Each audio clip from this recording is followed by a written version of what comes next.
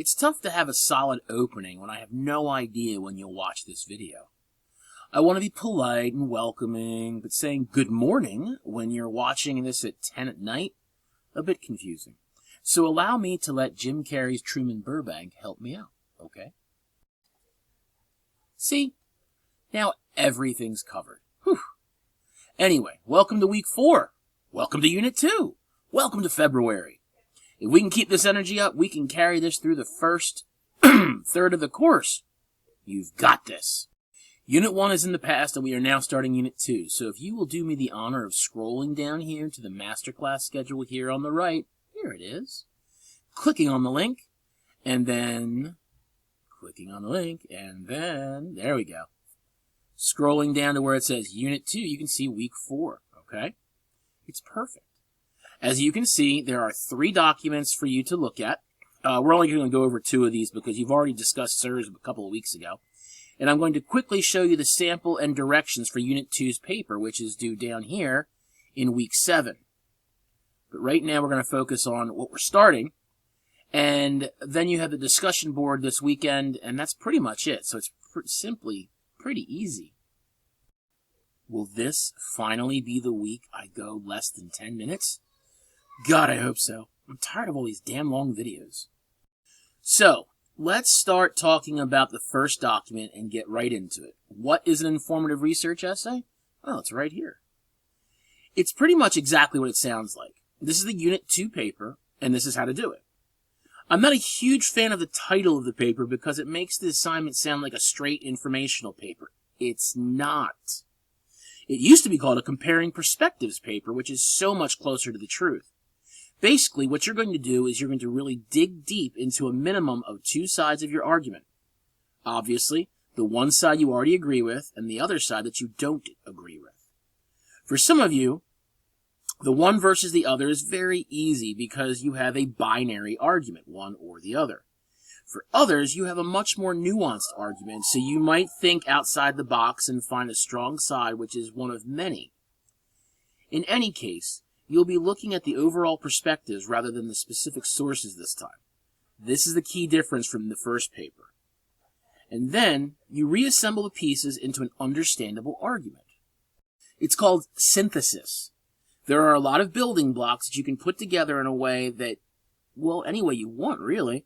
And not everyone will put them together in exactly the same way unless they are following the very specific instructions that everyone else is. Think about Legos in this respect. When you get a new Lego set, probably 99% of the people empty the box out and then build the intended kit with instructions. They end up with a boat, or a castle, or a spaceship, or a bust of Darth Vader. Perfect. They look at it for a while, play with it for a little while, and then what? Well, some put it up on a shelf to collect dust, some take it apart, some put those pieces away to build the exact same thing again later. But some of us, well, we say, I can take this apart. I can take this castle and turn it into a boat or a dragon. I can take this Darth Vader bust and turn it into a spaceship or a cantina. The pieces remain the same, but now our own ideas and our own creativity let us put those exact same pieces together in a brand new way, creating brand new results. That is synthesis. That is what you'll be doing in this paper. Now, once again, you can go through this page and look at all the sample papers that are here, and that's great. Do it. You don't have much material, right? But you can also go to the announcement that I have for you and click on the attachment so you can see this. Again, I'm not going over this today because it's not due for another 3 or 4 weeks, but I wanted to give you access to this so you can see what the end result will be. It will be 4 to 6 double-spaced pages, not the 3 to 4 like the last time, and you'll be adding new sources to it, 2 new sources. Look through it. Figure out what might be worrying or confusing you, and then email me. I'm all too happy to discuss it with you before I make a big deal of it in a couple weeks, okay? So as you can see, we have another introduction, we have a background paragraph. Ooh, we now have comparing perspectives paragraphs, an exploratory synthesis, and a conclusion. And then, of course, at the base here, we have our sample paper. So go through it again, make sure that you can see what you need to put in here and how you put it in. Everything is here once again, and again, I will go through this in detail in the future. The last document I want to review today is finding your synthesis question. By clicking on here, we get to this, which is very important. Actually, it's really, really important. There's a need for you to learn the difference between what's called a question of fact and a question of opinion. A question of fact, something I've long referred to as closed questions, and questions of opinion, something I've long referred to as open questions, are vastly different. A question of fact, or a closed question, is a question where the answer is brief and definitive. What time is it? What color is that? What type of cat is that? All quick and easy answers. A question of opinion, or an open question, is something where the answer can be debated for hours or days or months or decades or centuries. What happens after we die? Is there life out there in the vast reaches of space?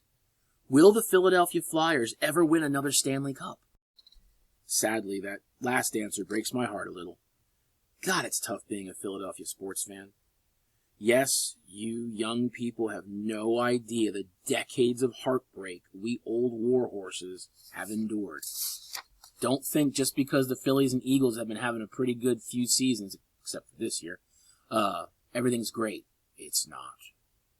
In any case, once you get the idea which question is which, you can start to build your synthesis question. That is, a question which introduces your argument to the masses and is specific enough not to cause a lot of confusion. You have to avoid the vagueness and the direct answers and be a bit more open-minded about the information. So you can click through here and just take a look at the sources and skip the sources and go through all the different sources and choose a question that's best for you. All of that will work nicely, okay? We get back here, and you see that using SIRS to conduct resources and research, that's something we've already covered. If you need to review it again, please do so, and email me if you have any questions, okay? Now, we've gone through these. Let's talk about the homework, though. It's another discussion board. I actually really like discussion boards. You wake up a little bit.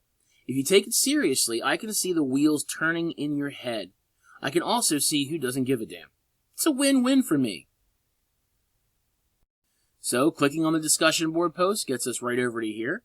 And I want you to use your topic and follow the sample topics ideas down here. I put this all in. This is me. Don't reply to this one. I wrote about national cybersecurity. So you can see it says sample here. You can take a look at what I want right here, okay? But what I've also done up here is I've given you 6 bullet points to cover in your very first post. Then go away and come back and read other people's posts. When you reply to them, I would like you to hit these 4 questions, okay? So as you can do this, that would help you out greatly. Do these 6 questions first. I would say Monday, Tuesday, Wednesday, even Thursday. Come back Friday, Saturday, or even Sunday morning and do these 4 questions twice. 2 different posts, okay? Make sure that you do both of these parts. If you don't, you will lose major points. Here's the rubric if you would like to see it, okay? Anyway, that's all you have to do for this week. Revisiting your topic, the discussion board. 1 post of your own featuring these 6 prompts, and then 2 replies, one on one and one on another, of your peers' posts with these 4 prompts. Get it? Got it? Good. And that's the week. Hopefully it's not stressful for you. We're coming to spring break in a few weeks, and then you can really chill out. Until then, I hope everyone is enjoying the NFL playoffs. It's crazy to think the Detroit Lions are America's team right now. None of y'all are old enough to remember how the Detroit Pistons and their fans reacted in the 1990s when they won the few NBA championships. Eesh. Anyway, under 10 minutes. Have a great week.